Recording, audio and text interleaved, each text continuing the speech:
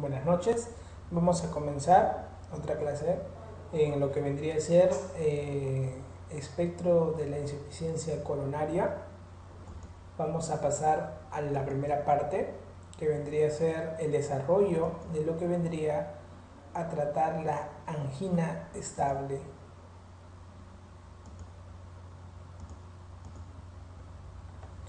Cuando nosotros hablamos de angina, tenemos que definir básicamente un término que es importante. La clínica que va a presentar el paciente que nos consulta cuando viene es básicamente dolor. La angina se va a definir como el dolor por la insuficiencia coronaria. Entonces, la arteria tiene que estar obstruida más del 70%. Primera condición. Segunda condición, desbalance de la oferta y la demanda que explicamos en la clase 1. Ello va a desencadenar el dolor anginoso. El dolor anginoso es de inicio gradual. Es un dolor que generalmente va a asociar a un esfuerzo que va a depender y va a desencadenar la misma intensidad de trabajo en el corazón. Por lo tanto, este esfuerzo, que generalmente es el mismo, generalmente desencadena en el paciente este dolor. Un dolor opresivo, retroesternal, que tiende a durar máximo 15 minutos, que calma con el reposo y sobre todo con las pastillas, los nitratos, que van a ser los vasodilatadores coronarios por excelencia, venosos. Y aparte, es que generalmente va a darse en horas de la mañana. Cuando se presenta ese dolor, la aparición del dolor es gradual, su localización es retroesternal, su intensidad es la misma todas las veces que se vaya a presentar. Su carácter es un dolor opresivo, como una pesadez en el pecho. Su irradiación es la de todos los dolores que se asocian a las coronarias. O sea, puede irradiar al cuello, a la mandíbula, a la región interescapular.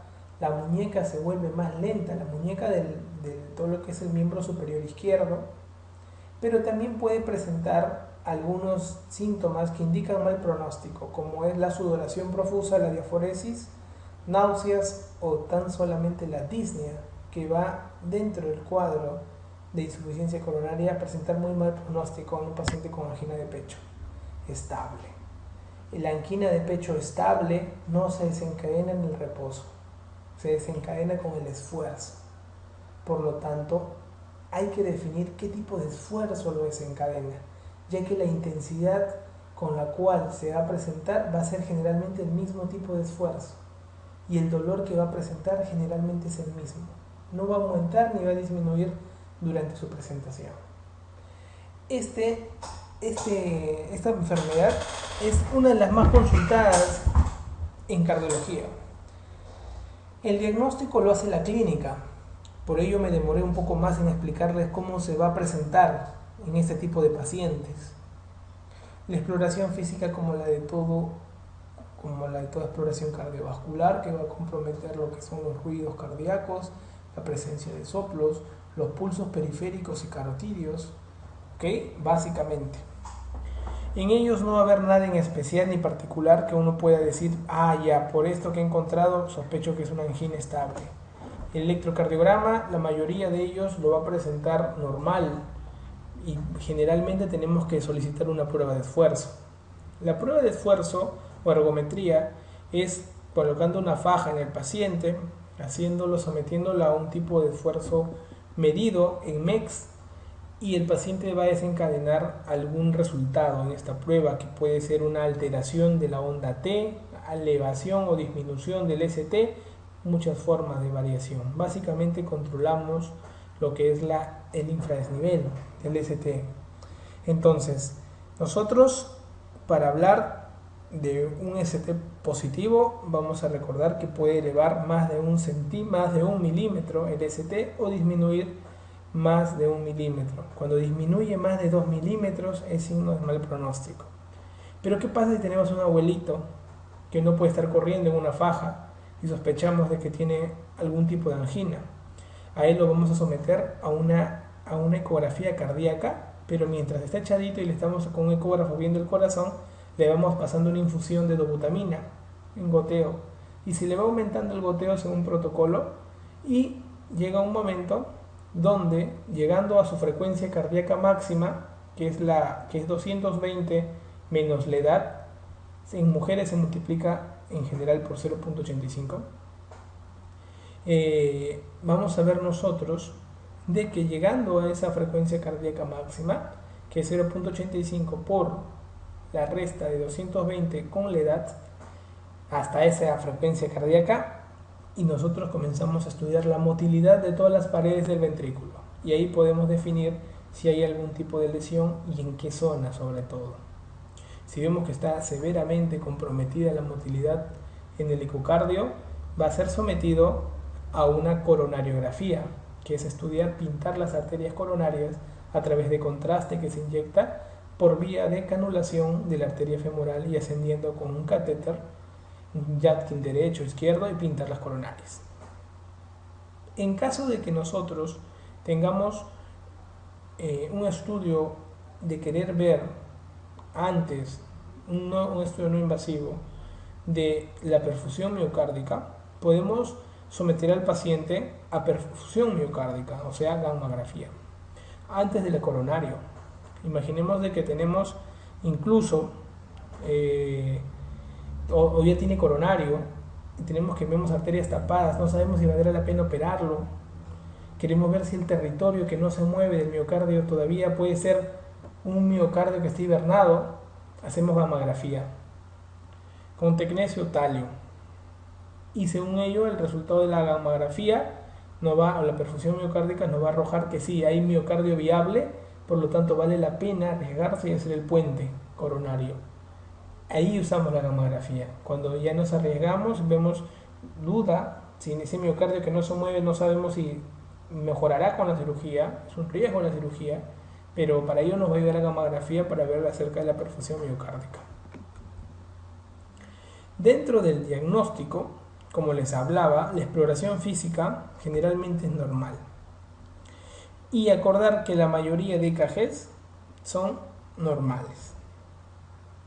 La prueba de Bruce, que hablamos del 85% de su frecuencia cardíaca máxima, puede presentar en la prueba, para llamarse positiva, elevación o disminución del ST o un dolor anginoso. En ese momento se para la prueba, se da nitratos al paciente para calmar la molestia y se diagnostica de angina estable. Si es negativa, o básicamente es que no de clínica ni otras alteraciones electrocardiográficas.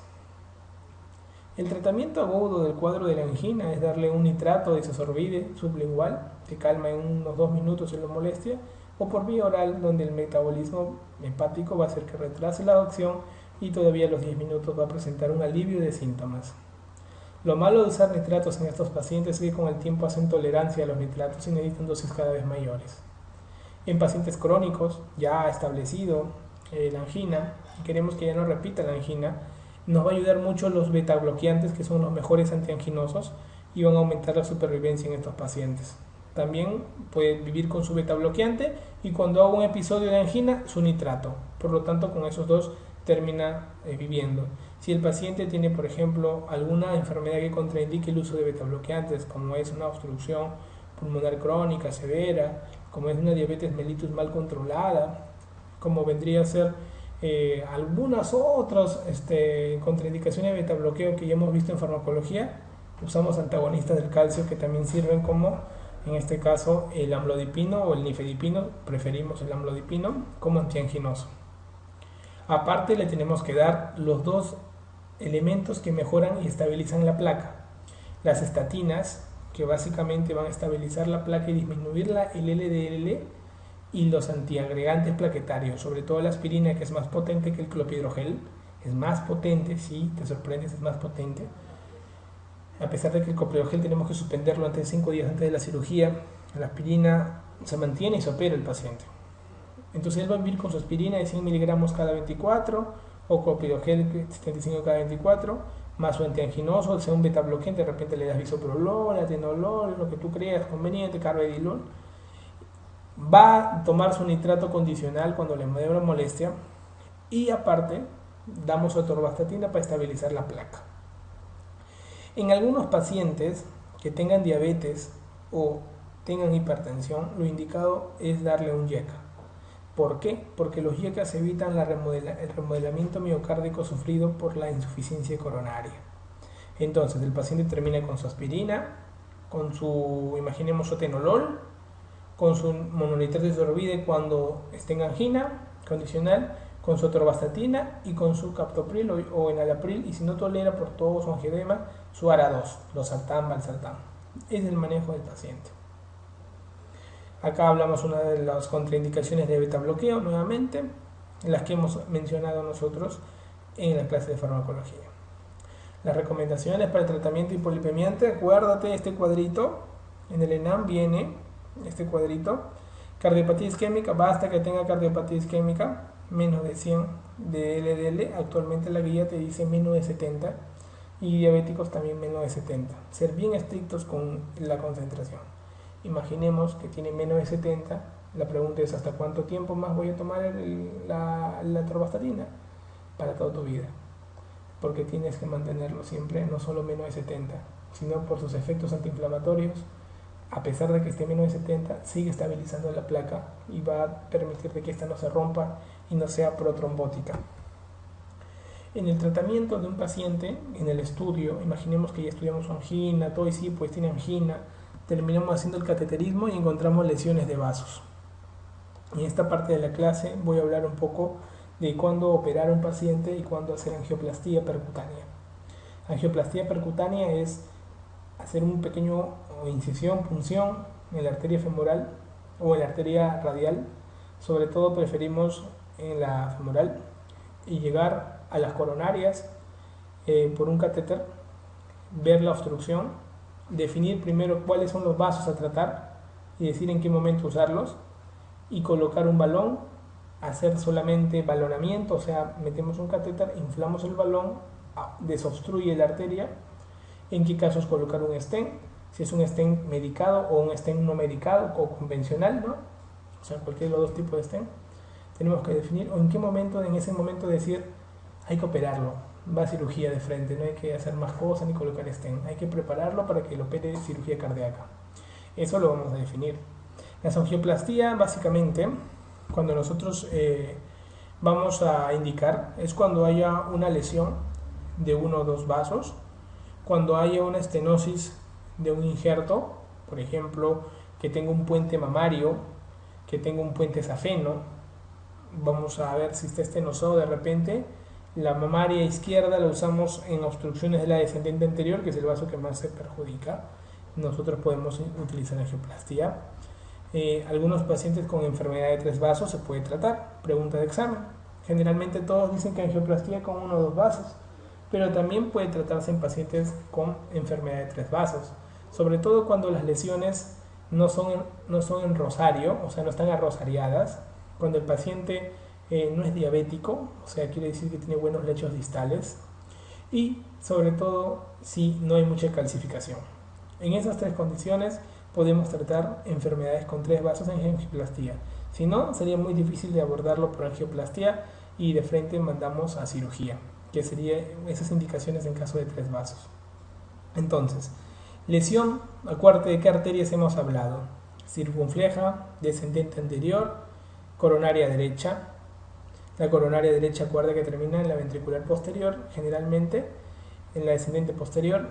Por lo tanto, si tú estudias, tienes 4 arterias pequeñas, esos son los famosos vasos, y una lesión de tronco es justamente el tronco coronario izquierdo que se termina tratando.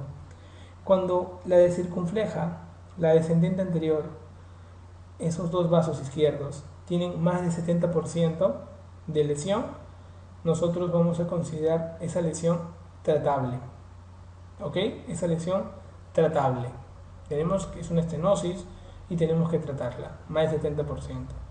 En cambio, cuando nosotros vemos que hay una estenosis del tronco coronario, se trata cuando es más del 50%. La coronaria derecha la vamos a tratar cuando la lesión generalmente sea mayor también del 70%. ¿Cuándo operar al paciente? Si tú tienes una lesión de 3 vasos, opera al paciente.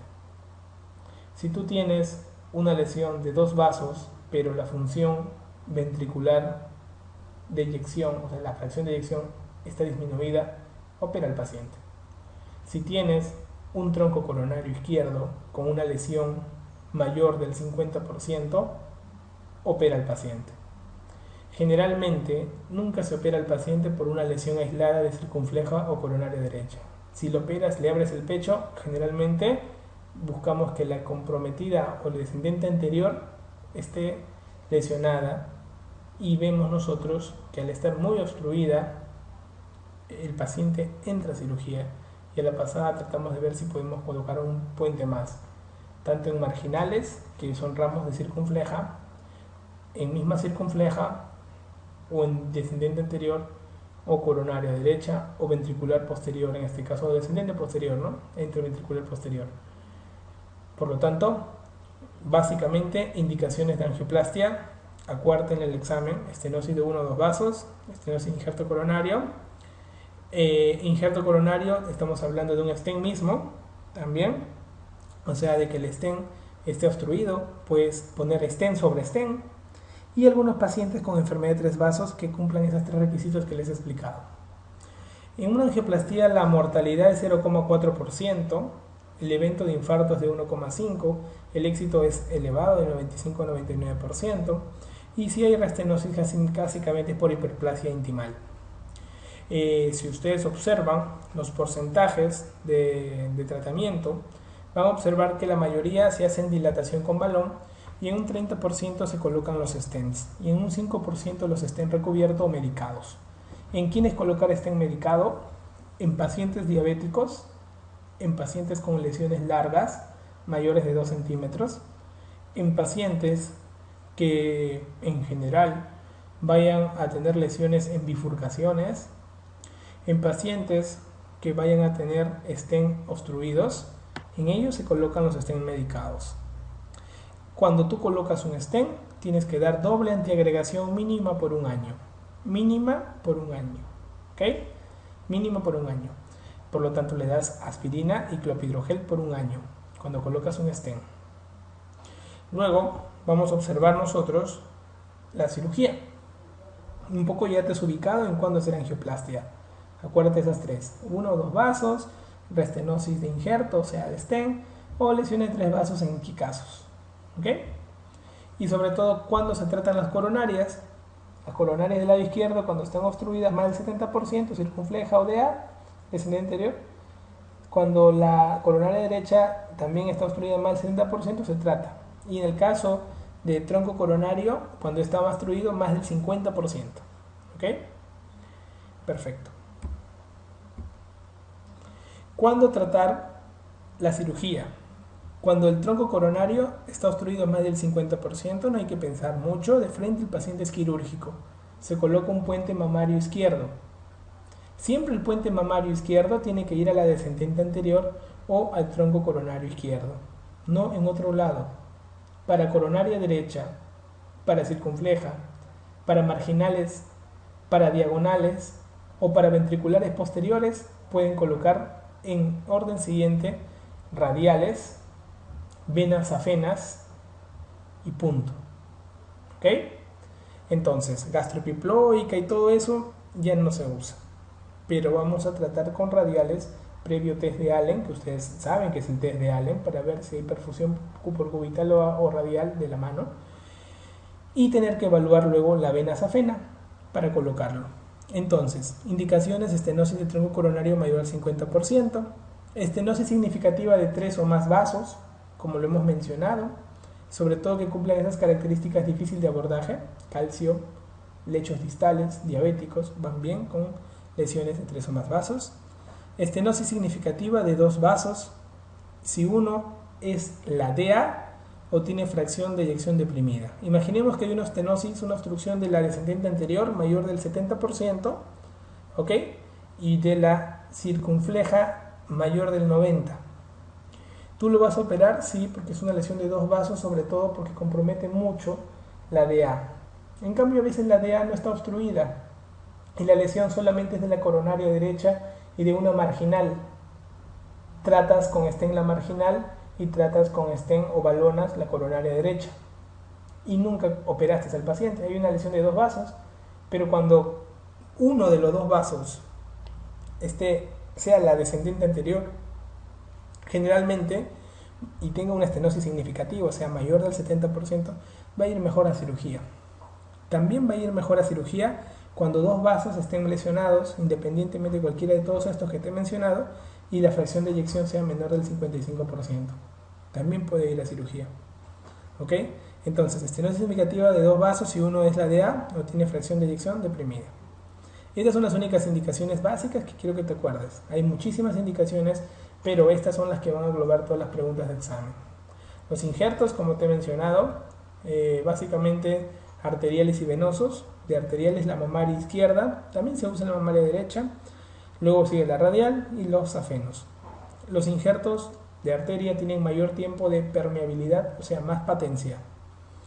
Las complicaciones, la mortalidad es del 1 al 5%, mucho más que en colocar un stent. El infarto se da en el 10% de los pacientes y pueden darse las obstrucciones de los injertos que hemos colocado, los puentes. Si es arterial, sobre todo, dura más a los 10 años, más del 90% está permeable a los 10 años. Eso es lo que la mayoría observa en la clínica.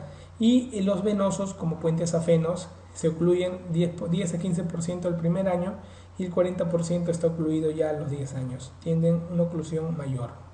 La DA es un vaso ideal, la mamaria izquierda es un vaso ideal, es un conducto ideal para la descendente anterior, fue creada para ello. La guía lo indica como una recomendación 1 con una evidencia A. En caso de que la disfunción del ventrículo izquierdo esté muy alterada, va a empeorar los resultados y la mortalidad va a ser mayor.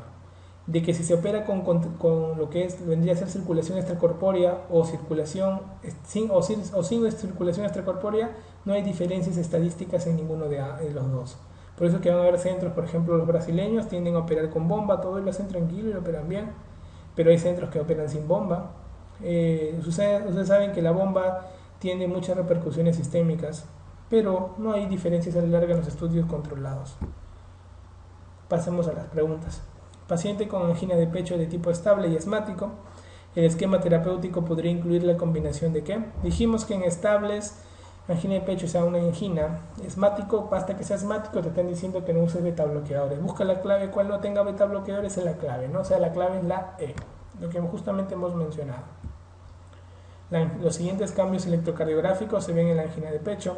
Puede verse cualquiera de los descritos, como lo hemos mencionado.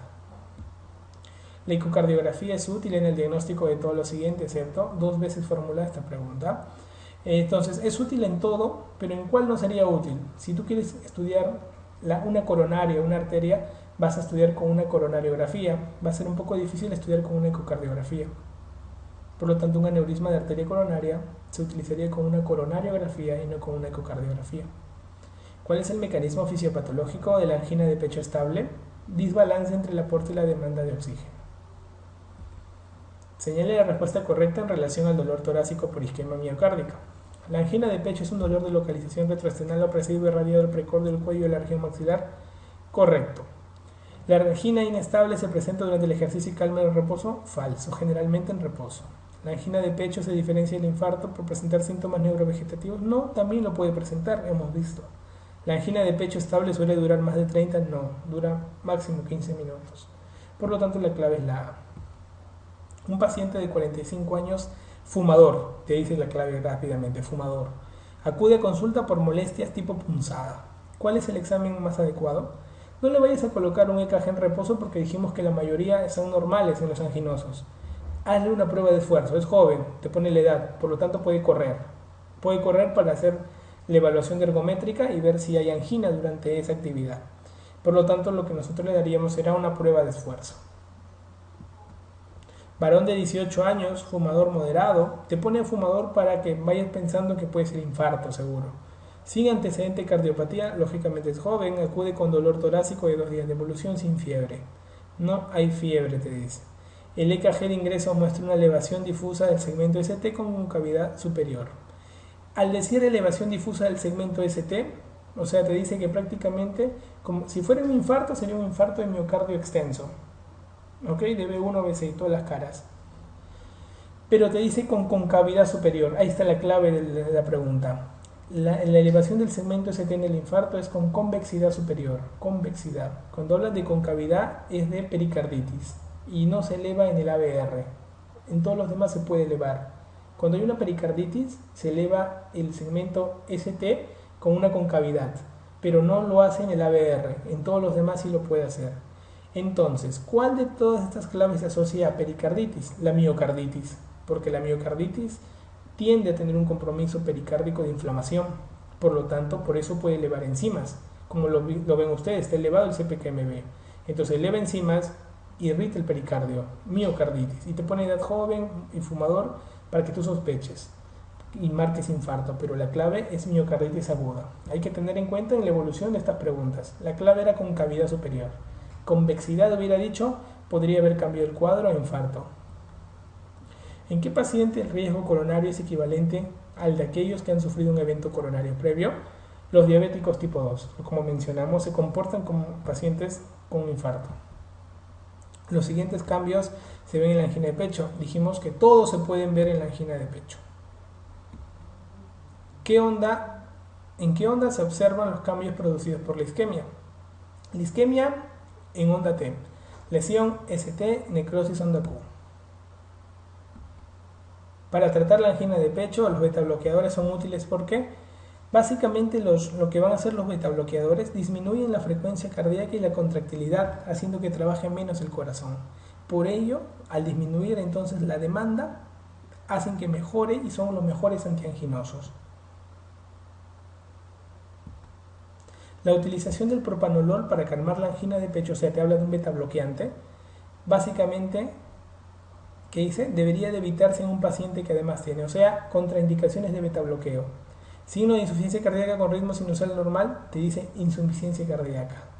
¿Ok? Bloqueo atrioventricular suficiente, no. Disneas sibilantes y eosinófilos en esputo, te habla probablemente sea asmático.